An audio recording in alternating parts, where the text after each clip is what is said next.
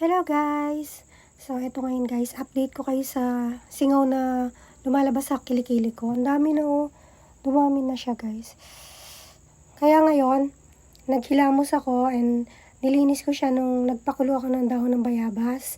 Siya yung pinanlinis ko dito. And ayan. After nyan, lalagyan natin ng cream. Lalagyan natin siya ng cream para matuyo na siya mahapdi. Sobrang hapdi guys. Yan siya guys. Oh.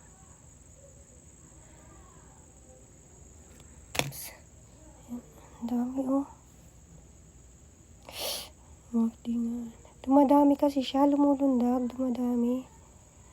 Kaya nilinis ko siya ng dahon ng bayabas. Para mabilis matuyo. Para hindi na rin dumami. Siya guys. Sana matuyo na, mapdi na eh. Ang hirap ikilos ng braso.